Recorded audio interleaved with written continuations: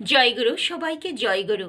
আমরা জানি এই যে এখন গরমের সময় সবাই বলে ঠান্ডা জিনিস খেতে হয়, পেট ঠান্ডা করে এমন জিনিস খেতে হয়।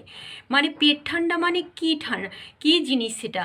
আসল কথা, পেট ঠান্ডা মানে যেগুলো হজমের সহায়তা করে, হজম হয় ভালো, পেট গরম হয় না,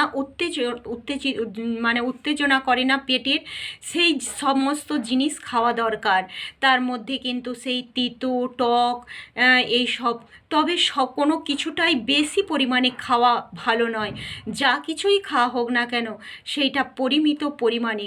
আর যেগুলি মানে পেট উত্তেজিত করে, গরম করে, সেই গরম মশলা, অতিরিক্ত মাংস, ডিম, পেঁয়াজ, রসুন, গরম মশলা এসব তো একদম খাওয়া চলবে না। বা অতিরিক্ত তেল, ঘি এসবও চলবে না। যেটা পেট ঠান্ডা করে, দই, টক, এই গরমে টক